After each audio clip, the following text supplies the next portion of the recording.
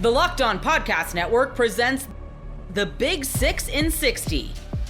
The 6 biggest national sports stories from the local experts of the Locked On Podcast Network. Get the real story, why it matters, what's next, who wins the big game, and more, all in 60 minutes. The Big 6 in 60 starts now with the biggest story in sports. The Iron Bowl of basketball, number 1 versus number 2. You are Locked On College Crossover, part of the Locked On Podcast Network. Your team every day. In case you haven't heard, number 1 playing number 2. First time it's happened somehow in the history of SEC basketball. Luke Robinson, the Bama vibes going into this game are what? Full-on excitement and euphoria, and just overall, everybody's enjoying it. I mean, look, I think there's always a bit of nervousness for Alabama when they play Auburn, just because. I mean, now some people may disagree with me and think I'm nuts, and maybe it's just because I grew up so close to Auburn, but there always is for me. But the one thing about this one that doesn't, I don't have this, the same nervousness I would normally have, the same anxiety, is because, and I'll give credit to my cohort, Jimmy Stein on Locked On Bama. He actually said this. I'm like, man, it's 1 versus 2. And if Auburn's a really good team, and if they come in there and beat us, and it's good, he goes, yeah, they could come in there and beat us. And then they could blow us out in Neville Arena. They may even beat us in the SEC tournament. But this Alabama team could still win the national championship. Then what? I'm like, yeah, that's true. That's true.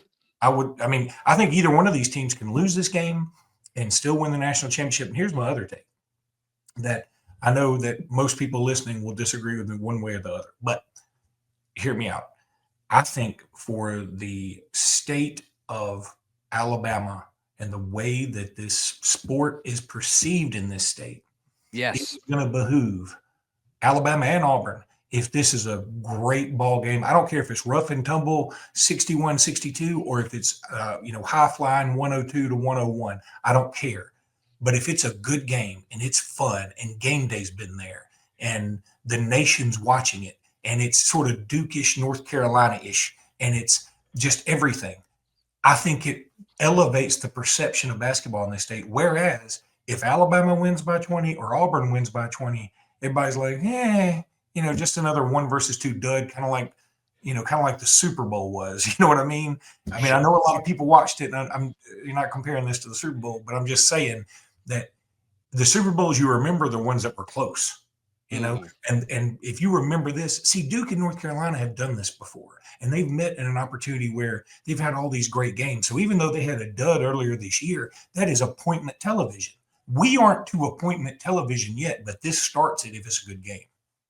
I also think it allows us to kind of prove to the world that this is the best rivalry in college sports. I mean, sure that, we've got the game, and obviously, Ohio State and Michigan on the football field, that has a lot of implications, but it's just football.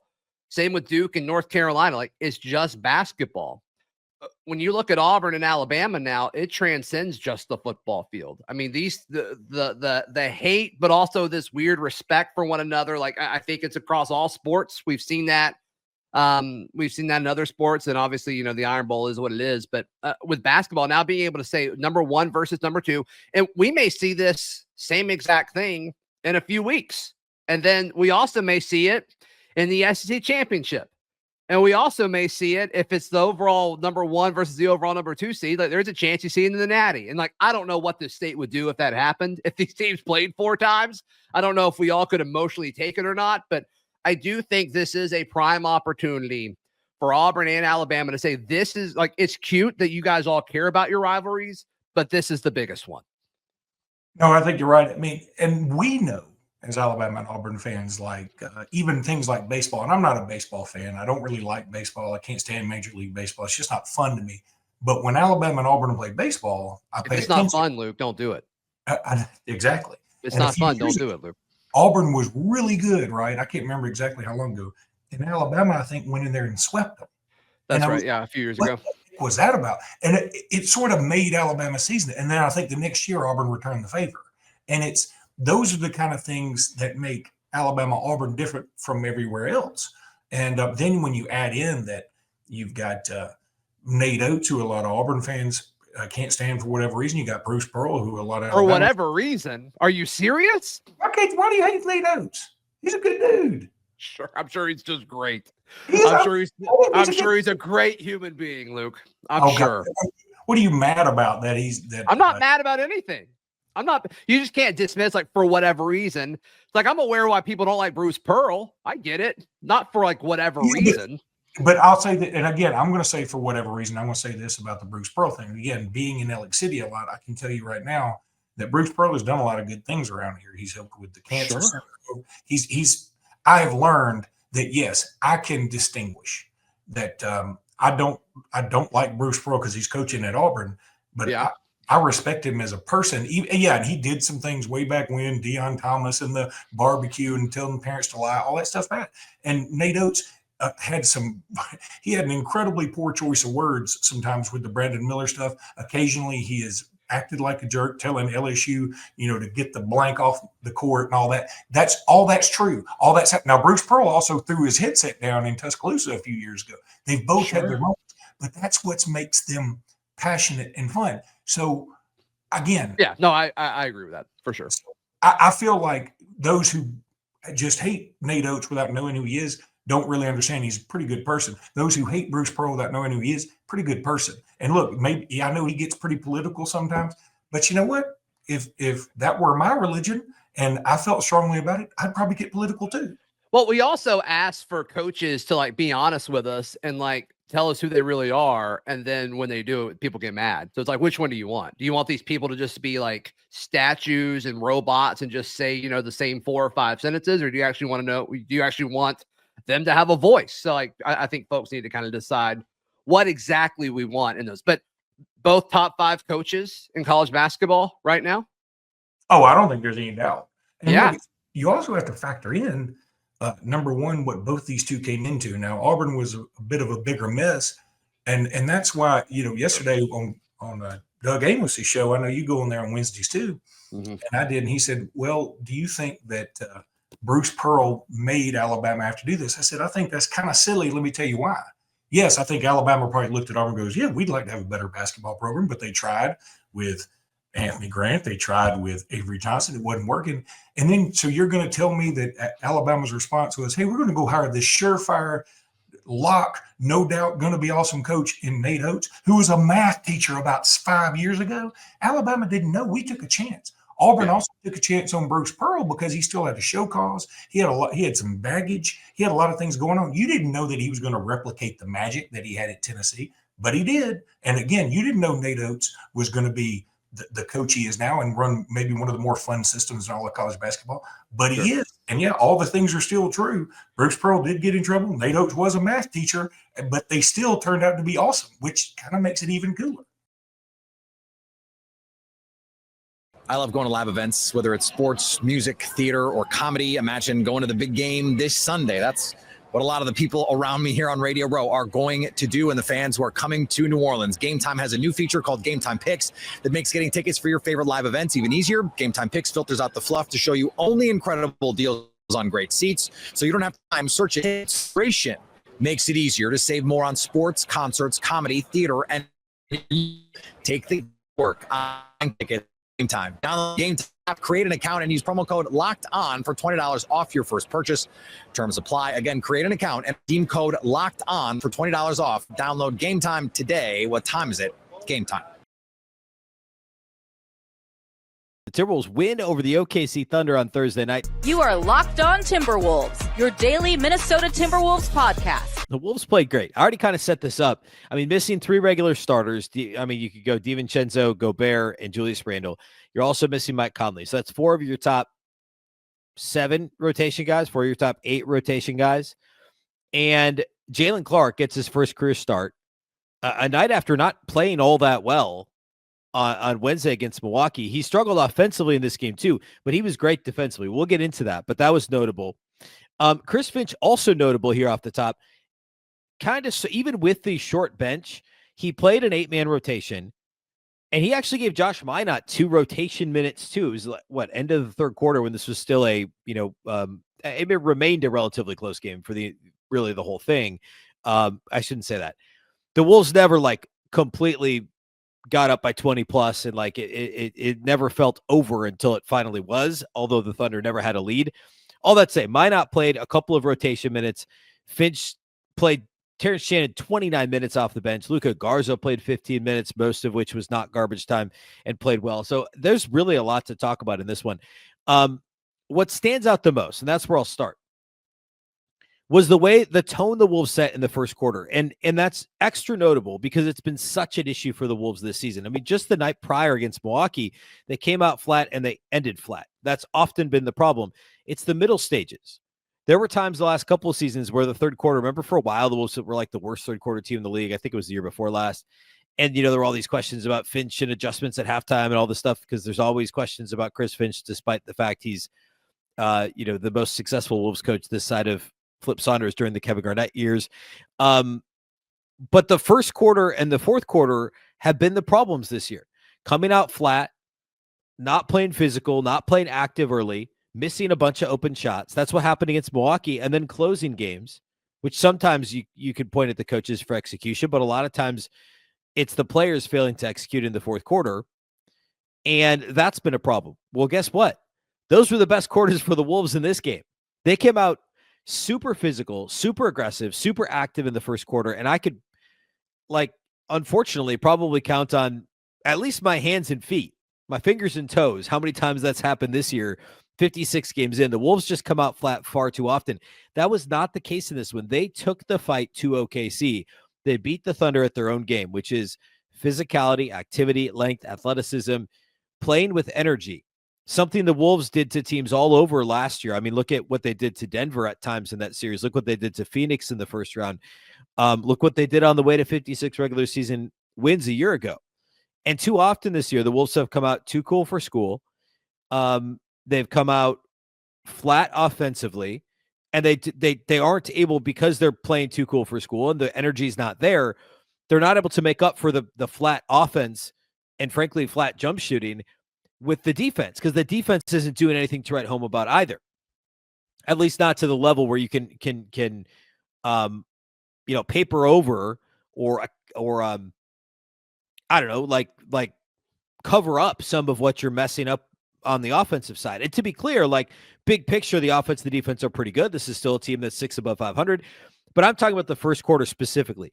And the Wolves were very physical against a very physical Thunder team. I mean, Isaiah Hartenstein's a physical player. He's a good player, and he's a physical player. SGA plays physical. Lou Dort, Jalen Williams, these guys play extremely physical. And the Wolves did not get out physical. I thought starting Jalen Clark and putting him on SGA right out of the gate was a really smart decision by the coaching staff. And SGA got his. I mean, he still got to the line 11 times. He only turned it over once. He got 9 assists. He scored 24 points. But guess what? It took him 21 shots to get 24 points. He only squeezed the trigger twice on threes. And he was actually a minus 12 in this game. The worst mark of any Thunder starter. Jalen Clark did an outstanding job on SGA. And I thought he was at times slightly out of position against Milwaukee. The game before that, Monday night in the loss to Cleveland, I thought he struggled a little bit too. I wanted him to be better against the Cavs dynamic backcourt. But this Jalen Clark looked a lot like the one we saw going back to last week, go back to Saturday, and a full week ago, middle of last week. He was physical. He was in SGA's jersey. The technique he used, he was very physical on the perimeter. But what's the book on SGA? He's going to, get you on your heels, and then he's going to pull up somewhere in the mid-range or close to the rim, draw the foul, and try and get an and one. And Jalen Clark was physical up until the point where it was clear what SGA was going to try and do. And he literally, if you're watching on YouTube, I'm pulling back from the microphone, right? He would pull back, not get caught with his hand in the cookie jar. He would go straight up, put his hands up so it was clear he wasn't reaching, he wasn't fouling. And SGA still almost made a bunch of shots because he's a really good player. I'm not at all taking anything away from SGA. But the shot becomes tougher when you're anticipating the contact and it doesn't come. And there were a couple SGA shots he banked hard that rimmed out because he shot them so hard. And that's typically what happens when you're expecting the contact that isn't there. it was just such intelligent defense from Jalen Clark, and executed really perfectly. If you could make SGA shoot 6 of 21 from the field and only make 1 3, and that's great. That's the recipe to beat the OKC Thunder, because then somebody else has to beat you. And J-Dub only had, he shot 8 of 17, and nobody else had more than 14 points. I mean, Chet Holmgren only had 11 points on 7 shots. It's another area the Wolves were really good. And side note, I'm curious to see how Chet and Hartenstein play together long term. This is only a small handful of games now that they've both been healthy and on the floor together. Fascinated to see what that looks like for them. I'm not saying that they're worse with them on the floor. I'm not at all saying that. I'm just interested to see.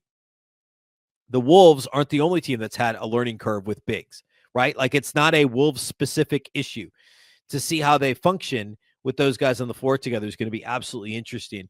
And the Thunder don't have a whole lot of big man depth beyond that. They're happy to play small. And in this game, in part because of the Wolves' injury issues, and also because of the way the Thunder play, the Wolves actually went to Luka Garza for 12, 13 rotation minutes in this game. But all that to say, having Jalen Clark guard SGA was awesome. He did a great job shadowing him, being physical where he could, and then avoiding getting his hand caught in the cookie jar as much as possible. And yeah, SGA still got to the line 11 times, but I thought that was really, really impressive. The Timberwolves did a great job on SGA. That's point number one. Well, actually, point number one is the physicality overall they played with defensively. And an extension of that, moving past, and actually, I mean, the SGA thing is part of it because of how Jalen Clark and others, Jaden did a good job when he was on him. They blitzed him a bunch too, to be clear. And the Wolves also mixed in quite a bit of zone in this game, which I thought was super smart. I mean, like, there's guys on OKC that can shoot threes, but that's not like how they're going to beat you, right? They're going to beat you. It's a little bit, again, like last year's Minnesota team, where the Wolves could beat you by shooting threes. They ended up actually shooting the best percentage in the league from outside the arc, but their 3-point rate wasn't like insane. OKC's middle of the pack in terms of 3-point rate. They're middle of the pack in terms of percentage. They're not going to crush you from outside the arc. I mentioned Shea only made 1 3. He averages 2 makes on 6 attempts for the season. He's 36%. That's pretty good. So if you can limit him to 2 attempts and 1 make, you'll take that, right? Lou Dort's a 41% 3-point shooter on 5.5 attempts per game. And the Wolves, I mean, he was 2 of 6 in this game. So below what he would average. He averages, or at least in terms of, slightly below what he averages in terms of makes per game. You could go on down the list. The Wolves did a good job of limiting the 3-point line for SGA and for the Thunder more broadly. But the zone was obviously not to allow SGA to shoot threes, but let's make some of these other guys beat us. And I think they mixed it in just the right amount. Like Isaiah Joe's another good example. He shoots over 40%. He was 0 for 4. So there was some good fortune there. But by mixing up their coverages, by blitzing SGA, by mixing in some zone, the Wolves did enough to keep the Thunder off balance. I mean, this is a really good OKC offense. It's a top 5 offense league wide, and they only scored 101 points, 42% shooting, and 24% on threes in this game. The other thing I want to talk about related to physicality is the rebounding. Minnesota had 20 offensive rebounds in this game. Look no further than my show on Wednesday. Go back and listen to Wednesday's Lockdown Wolves. I did a whole show on the Timberwolves shift in offense and the importance of offensive rebounding with this suddenly new look Timberwolves team. And even without Rudy Gobert, who's been an offensive rebound machine over the last couple of weeks, the Timberwolves had 20 offensive rebounds. Naz Reid had 4. Luka Garza had 6 in 15 minutes. And Terrence Shannon had 3 in 29 minutes coming out of the backcourt. We talked about Jalen Clark being a good rebounding guard. He had 2 offensive rebounds in 24 minutes. He's had more offensive rebounds than defensive rebounds, I think, in every game he's played so far. The ability and the willingness to get in there and rebound and generate additional offensive opportunities was a massive reason that the Wolves won this game, because they didn't shoot the ball well either from outside the arc. OKC was 7 of 29. That's 24%. Guess what? The Wolves shot 17 more threes. They shot 46 threes. They only made 5 more threes than OKC. The Wolves were 26.1% on 3-point attempts in this game. Naz was just 3 of 9. Ant was just 3 of 12. Jalen Clark was 0 for 4 after, I think, an 0 for outside the arc the night before. Terrence Shannon was actually only 1 for 4. They struggled shooting threes, but they won this game because they attempted 11 more shots than Oklahoma City, in large part due to their 8 more offensive rebounds. And that then segues into my next point, which is the lack of turnovers. Minnesota only turned the ball over 10 times in this game, which is the same number that OKC turned it over. Okay? The last time these two teams played, go back to New Year's Eve, Minnesota actually only lost by 8 at OKC. In that game, Minnesota actually outshot OKC outside the arc. They were 40% outside the arc. The Wolves actually out offensive rebound OKC. They had 10 offensive rebounds. OKC only had 9. They were perfect from the free throw line, although they didn't get to the line very often. But the reason why the Wolves lost that game by 8 was because they turned it over 24 times and gave up 31 points off of turnovers in an 8-point loss. If you cut those turnovers in half, it's a win. I know it's not quite that simple. But think about that. 24 turnovers, twice as many turnovers as OKC, and also giving up 31 points on 24 turnovers is crazy. That's basically like 1.3 points per possession. And that's not a palatable number. It's an outlier if you look at the season. So this is a topic for another day. I actually don't hate the way the Wolves match up with OKC. Healthy, injured, whatever. They beat themselves. And to be very clear, I feel like I need to say this in case any Thunder fans are listening. OKC's great. They're the best team in the NBA. I'm not saying that they're not. But there are teams that are better and worse matchups for each other. Like the Mavs last year were a terrible matchup for the Timberwolves. OKC's not a bad matchup for Minnesota. All right, Kylan, this is one entering the All-Star break that the Golden State Warriors just needed. I mean, they needed it for their morale. This was the difference between below 500 and above 500 entering the All-Star break. You had to get one for your psyche. Back-to-back, though, you figured maybe entering the game we wouldn't see a ton of Steph Curry. We see plenty of him. 35 minutes, he goes 7 of 17 from the floor, 5 of 13 from deep. He leads the way with 27. Jimmy Butler, once again, awesome. 19, 8, and 4. Draymond with 13, 8, and 4 was great. And I thought Brandon Bajemski was excellent. 7 of 17 with 18 points in the game. Well, let's kind of weave through how this thing went, Kylan, because the Warriors got off to a good start. The Rockets were able to get back into it. Let's start with the only negative of the day, and that's the Warriors almost blowing a 22-point lead in this game. When it went wrong for the Warriors, what did you think it was that wasn't working? The turnovers. I just think the Warriors got a little bit sloppy with the basketball there during that stretch. And then I think you also have to give the Houston Rockets a ton of credit. This is a really good team for a reason. I don't think they played well in the first half. I thought they got things together in the third quarter. They showed exactly what they could do when they brought some energy. They brought some intensity. I thought it seemed like they got the Warriors out of a rhythm. They were a little bit frenetic, and then Houston started scoring the basketball. And this time around, the Warriors were able to weather the storm, which is huge. I do think that it was great to see the Warriors veterans playing on the second night of a back-to-back. And it just goes to show how important the momentum is from this game going into the All-Star break. They knew they needed a dub. They needed to go in with that positive momentum. They needed to take that confidence into the break so you can relax a little bit and enjoy versus going off on a loss. So I do think that it was a positive sign that Draymond Green, Jimmy Butler, and Steph Curry played on the back half of a back-to-back on the road. Now, granted, Houston and Dallas aren't too far apart, so that was some positive news. But to play on the second half of a back-to-back, I thought was a positive sign. I think we need to see more of that down the stretch because every single game matters for a Warriors team that is in that 6-12 range, which is very tight right now in the Western Conference.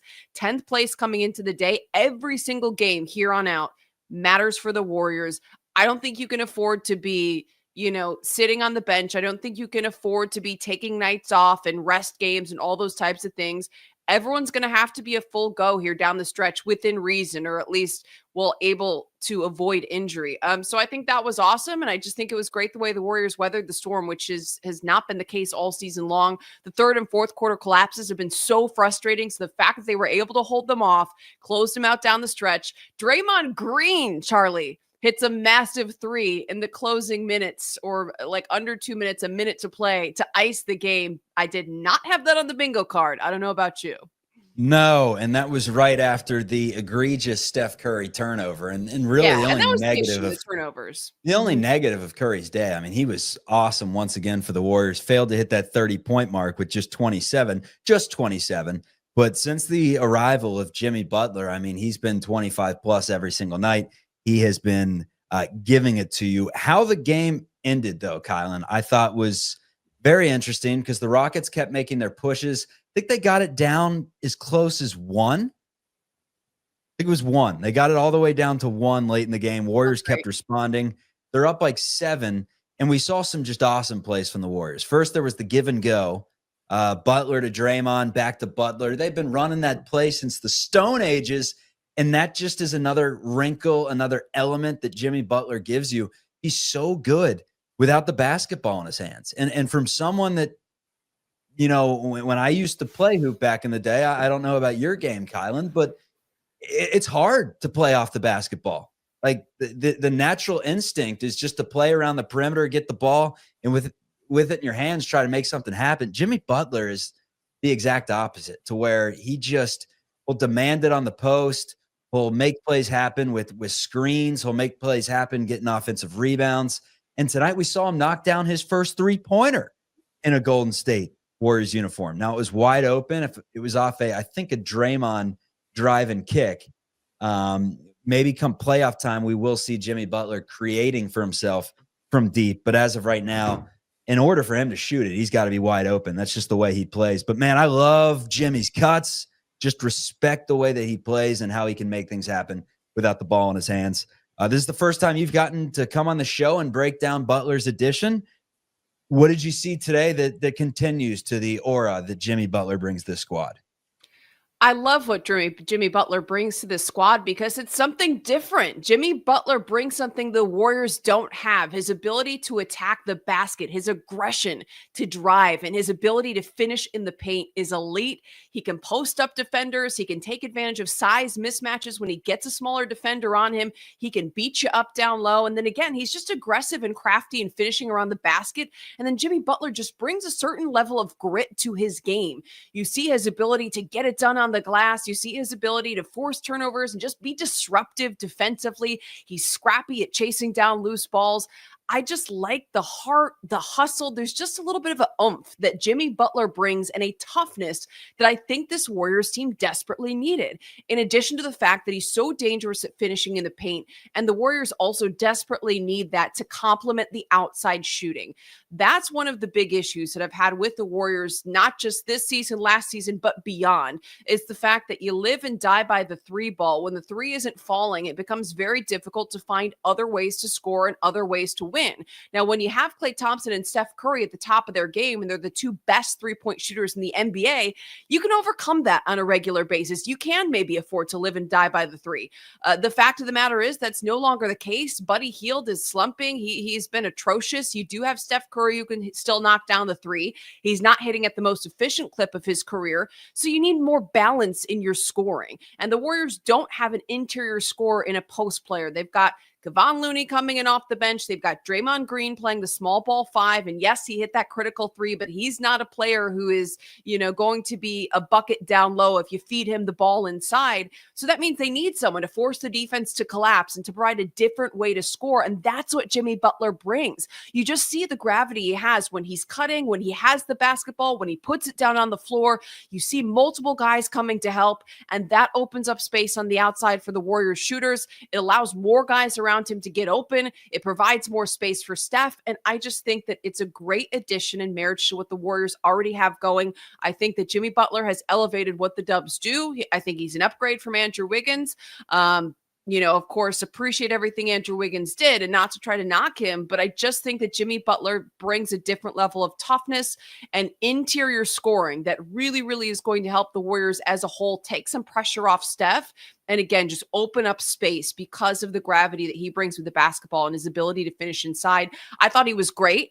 I think that he still probably needs some more time because, as everyone knows, he was sitting out with the Miami Heat. There was all the drama that went down. It's something that Steph talked about in his post-game interview is, just giving him more time to get in game shape. So that's the thing. The best is yet to come. I love the addition of Jimmy Butler. I don't love that he's old. That's my one caveat in this whole thing of him signing an extension. We'll worry about that when that day comes. As long as he's playing 35. We'll worry about that. We'll worry about that another day. For today, I'm happy. I like the fit. For today, we celebrate. And yeah, it goes beyond the stat sheet when you compare Butler to Wiggins, because it's just a point here and a rebound and an assist there. But you see the effect when he's actually on the team you're covering every single night as compared to just following him loosely. You see just it's the it factor. Like Steve Kerr didn't even know how to describe it. He's just like, he's got it. He's got it. Toughness. I'm telling you, it's grit, it's toughness, it's edge. It's scrappiness, you said to me when we were watching. You know what else it is? You know what else it is? It's when it becomes an 8-point game with like 4 minutes left and the Warriors feel like they're leaking oil. He gets to the free throw line. He saves you. I mean, that's what he does. He got to the line 6 times. He hit all 6, and they seemed like they came at crucial points where it just slowed down the game and allowed the Warriors to get into their half-court set. We got a ton to talk about with this game, Kylan. The Warriors' defense as a whole. When the game tips off, the NBA action is getting started, and there's no better place to get in on it than FanDuel, America's #1 sportsbook. With FanDuel, you can place live bets throughout the game, so even if you miss the opening tip or want to bet on a fourth quarter comeback, you can stay in the action. And if you're looking for a bigger payout, you can even combine your live bets into a same-game parlay. I love using FanDuel's live betting feature because it keeps me engaged every moment, whether I'm backing my team for a late game rally or picking a player to hit a clutch 3. I never feel like I miss my chance. Plus, the app is easy to use, and when you win, you get paid instantly. How about some college basketball action, like a monster Saturday night matchup, 1 versus 2? The Iron Bowl, except basketball. It's Alabama. It's Auburn. Auburn, actually a slight underdog despite being the higher ranked team in the AP poll. FanDuel has Alabama favored by 1.5 right now. In FanDuel, customers, new ones anyway, can get $150 in bonus bets if you win your first $5 bet. That's FanDuel.com to join today. FanDuel.com for your shot at 150 smackaroonies in bonus bets. Make every moment more with FanDuel, the official sports betting partner of the NBA. Kellen Moore's non-committal approach to Derek Carr is leaving more question marks. You are Locked On Saints, your daily New Orleans Saints podcast. New Orleans Saints' new head coach Kellen Moore was introduced in his introductory press conference as the team's new head coach, and in doing so, was given a couple of opportunities to commit to Derek Carr, explicitly asked on a couple of different occasions about whether or not Derek Carr will be the Week 1 starter in New Orleans. And Kellen Moore did not give a fully committed answer when it came to that very situation. Derek's a tremendous quarterback in this league. I've had so much respect for him, the journey that he's been on. He's a starter in this league. He's a premier player in this league. He's had a great journey, obviously going from Fresno State to the Raiders and now here. Really excited to team up with him and go through this process. And so just like any player on this roster, I just got here a few days ago, and I'm excited to go through this journey with all of them. Moore was given the opportunity to answer that question again by Mike Triplett from over at NewOrleans.football. And again, you heard a lack of commitment from Kellen Moore around the quarterback, explicitly not stating that he will be the starter going into 2025, and that instead, he's excited to go through the process with Derek Carr, at which time I followed up with another question about what exactly the process was, for what he effectively described was meeting the players and building out the roster. Now, let me be clear. A lack of commitment doesn't necessarily mean a bad outlook for Derek Carr or any type of guarantee that Derek Carr will not be the starting quarterback in 2025. I think all that it says is one of two things. First of which being, he doesn't know yet, and then he'll figure it out as he goes through that process. And number two, being that he hasn't discussed yet his plans with Derek Carr to be the starter or to not be the starter in 2025 with Derek Carr himself, and so therefore is not going to come out and make news on Derek Carr's name without speaking to the player himself first. I think it's one of those two things, which again doesn't necessarily mean a lack of commitment is necessarily a bad thing for Derek Carr. There's just maybe not a reason yet in Kellen Moore's mind to come out and give that away without having had that conversation with Carr. But it is interesting pairing that and comparing that to what Kellen Moore's comments were about Alvin Kamara, the New Orleans Saints star running back. It's respect for Alvin as a player, obviously one of the premier players in our league. You know, his ability to play in the pass game and the run game, all the different versatile roles that he can play. A lot of people for a long time have been looking, how can we find an Alvin on our football team? And so that's been a really important piece. It will continue to be a really important piece. And we're really fortunate to have. Certainly the thing that stands out to you there is the idea that he not only has he been a huge part of what they do, but will continue to be a big part of what they do. That word continue, right? The idea that he is going to be a part of what it is that the Saints are doing in the future. Now, obviously, those two players' contracts are in very different places. So Alvin Kamara is kind of a little bit more locked down in terms of his standing and his position with this New Orleans Saints team. But remember, Alvin Kamara is also the guy that came out and publicly endorsed Darren Rizzi as the team's head coach. So Kellen Moore didn't have to commit himself to anything, but I think he was wise to do so. But comparing and contrasting those two comments on those two quarterbacks, and even looking at Kellen Moore's other opportunities to give a similar commitment to Derek Carr and on Derek Carr's name, he did not do that. So this is really interesting because it effectively sets up Kellen Moore to be able to make the decision that he wants, which is exactly what the Saints should be supporting from the very beginning. This is now Kellen Moore's team. Kellen Moore is an offensive-minded head coach. He's got a very clear vision on what this team should look like, and therefore should be able to select, handpicked, the person that's going to lead that vision on the field, particularly when it comes to his offense at quarterback. And so, Kellen Moore, Derek Carr, and all of the other players on the roster will undergo their process of meeting, discussing, identifying, and building a roster together. If Kellen Moore decides that he wants to continue to work with Derek Carr going into 2025, it opens up Derek Carr's contract as a mechanism for getting under the salary cap before the new league year begins on March 12th. That could be nice. That could be convenient. It also sets up the New Orleans Saints to continue to do what they've always done, which is try their best to compete because they'll have their starting quarterback back from the previous 2 years, a little bit more confidence with all that, a little bit less unknown without that, all those other things. Now, whether or not Derek Carr can make good on that opportunity is for everyone else to argue, but for the New Orleans Saints, it's for them to believe that he can. So that would be the option there.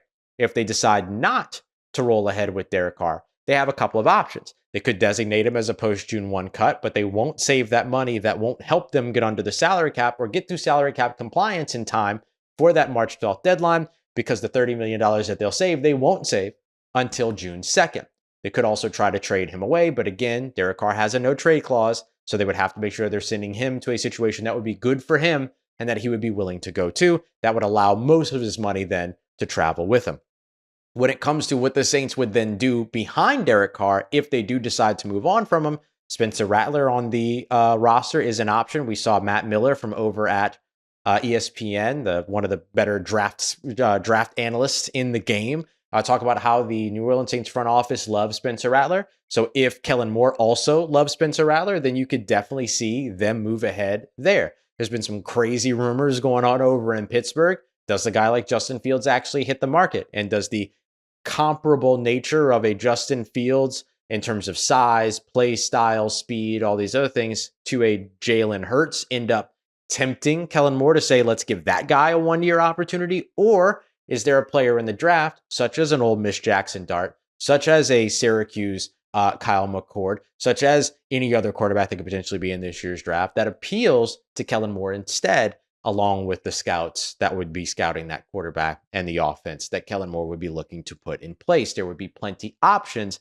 of trying to figure out how to move ahead. It does make things a little bit tougher in terms of moving the money around. But again, as we've broken down here on the show before, it's not impossible. And in fact, the Saints could still clear enough cap if they get certain things to happen in terms of pay cuts in addition to the restructures to be able to actually spend money in free agency as well. So an interesting situation, not necessarily a denial of commitment from Kellen Moore, but certainly the absence of commitment for right now in terms of what the Saints quarterback situation looks like. Certainly that will become clearer in the coming days and coming weeks.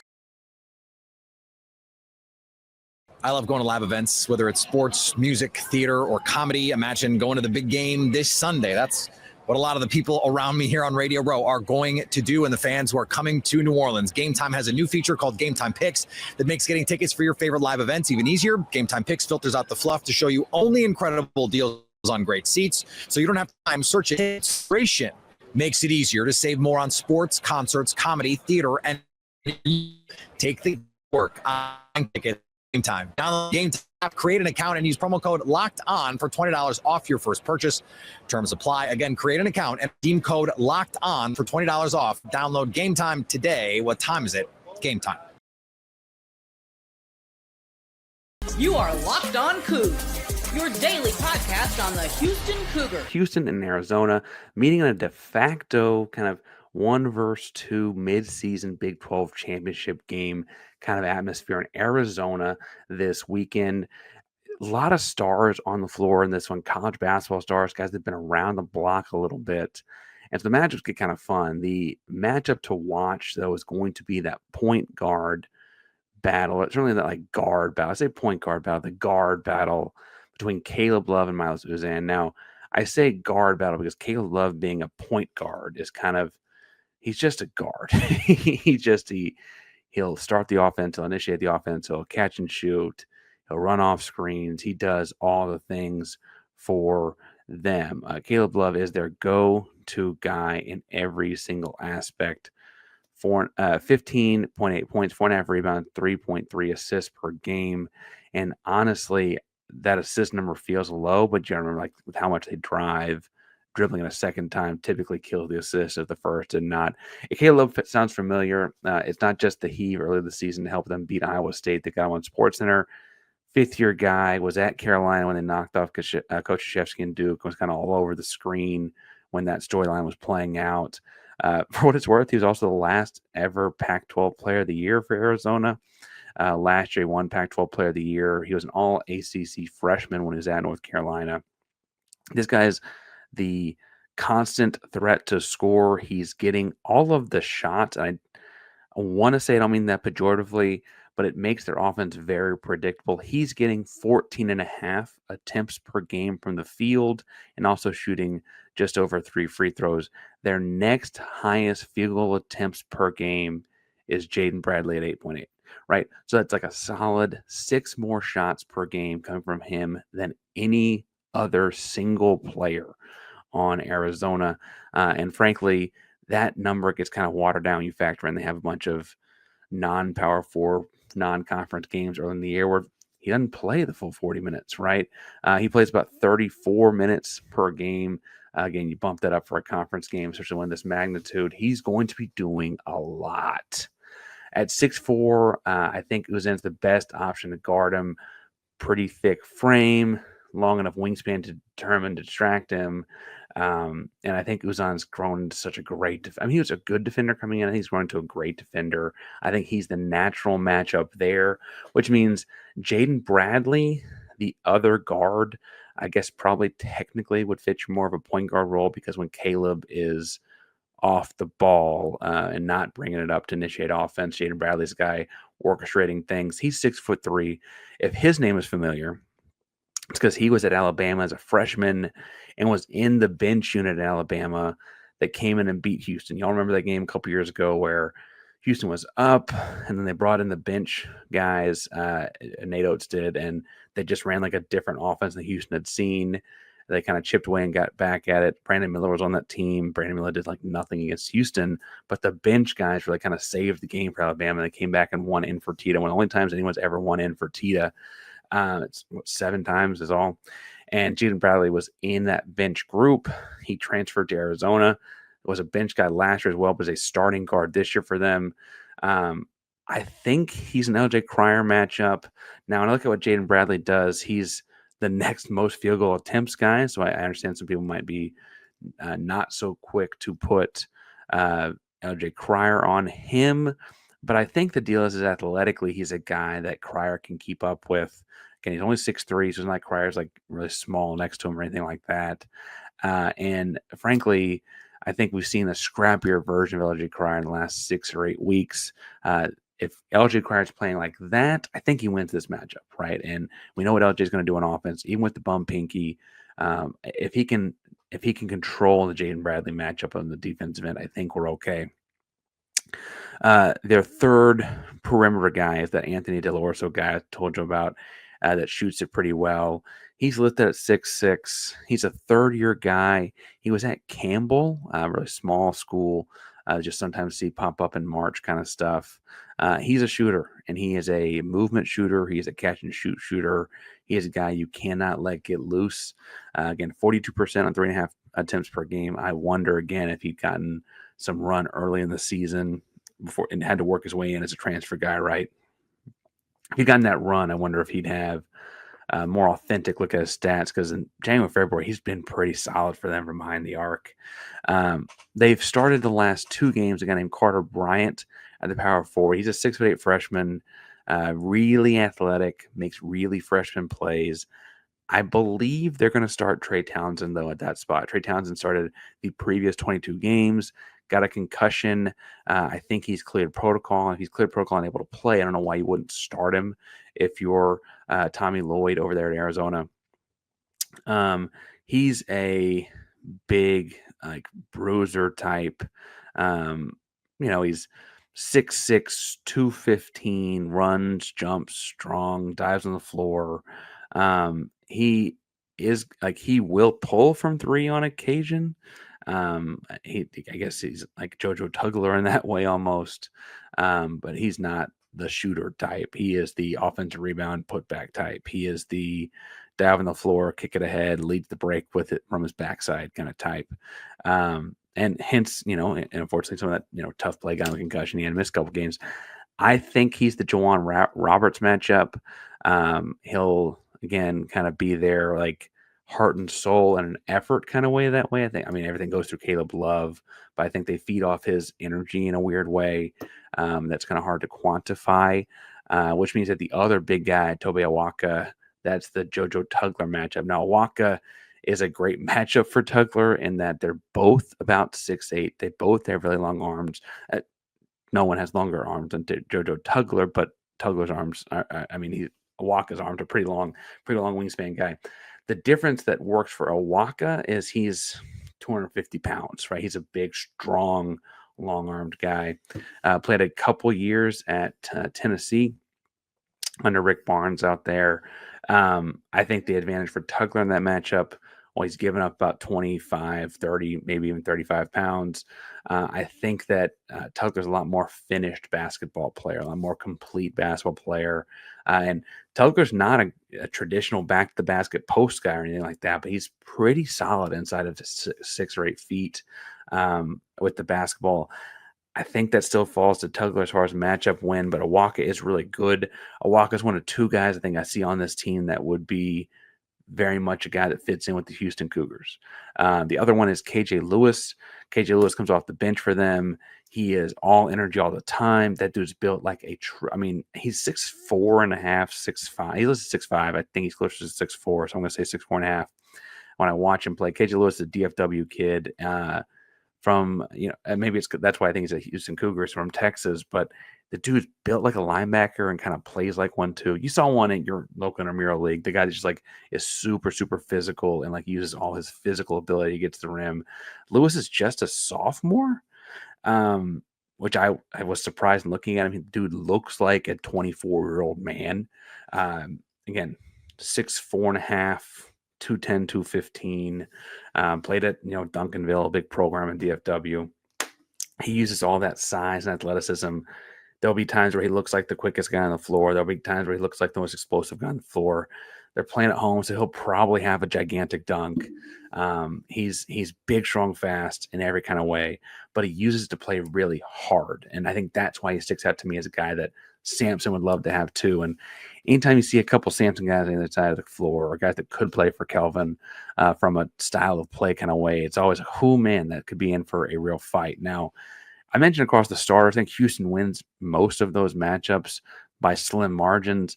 The interesting thing here will be how the benches go. Because I mentioned KJ Lewis, he and Terrence Arsenal matchup is very different guys that are both very genuinely Houston Cougars in how they play, even though they're both technically very different in how they play.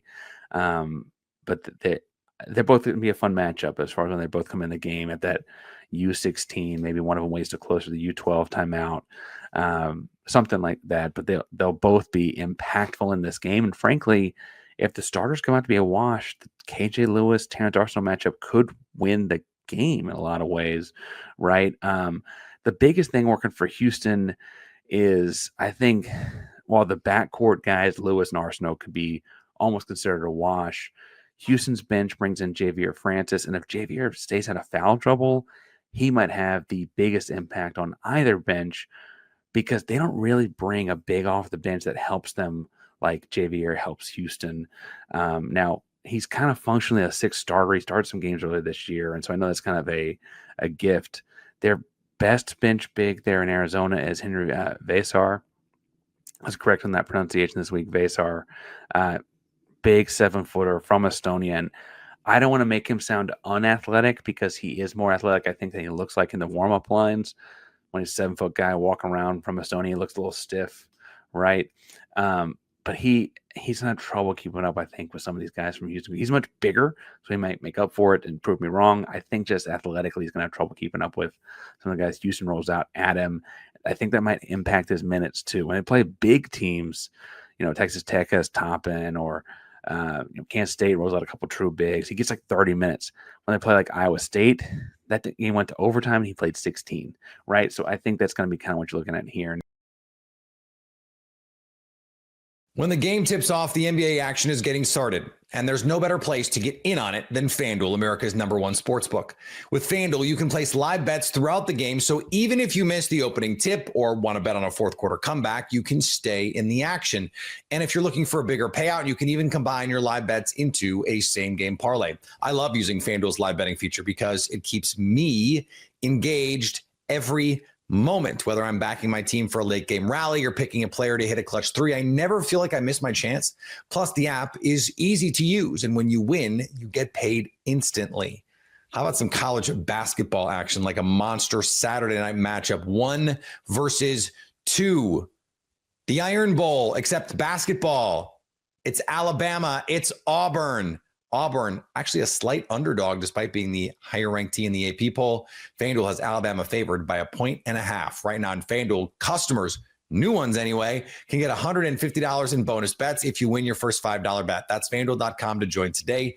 FanDuel.com for your shot at 150 smackaroonies in bonus bets. Make every moment more with FanDuel, the official sports betting partner of the NBA. You are Locked On Ole Miss, your daily podcast on the Ole Miss Rebels. So Ole Miss slipped by South Carolina. That was a rough game, but Ole Miss was able to play pretty well in crunch time. Malik Dia completely took that game over. He ended up against South Carolina with 18 points and 3 rebounds, and he was a handful for everybody to deal with on the South Carolina front line. And Ole Miss needed him because at one point he scored 12 consecutive points for the Rebels. Really big time player. And this game was weird because every Ole Miss big man was in foul trouble, had 4 fouls with like 15 minutes to go in the second half. So nobody could literally get a foul. And because of that, South Carolina was able to chip away to the point where they eventually took a lead, but Ole Miss was able to take back control and win the game for their number 19 on the season and their 8th overall. There's a big game against Mississippi State on Saturday. I am curious. The Pavilion is sold out on that game. Ole Miss lost against Starkville in overtime. It's a game that, honestly, if Matthew Morrell was not hurt, Ole Miss wins that game. A blocked layup kind of did him a little bit dirty. But Ole Miss lost that game. It started a 3-game skid for the Ole Miss Rebels, and that's kind of that. Since that 3-game skid, Ole Miss, I think, has won 3 or 4 or something like that, 4 or 5. So we'll see if Ole Miss can win the game against Mississippi State, win on the road against Vanderbilt, which is going to be an increasingly tough ball game.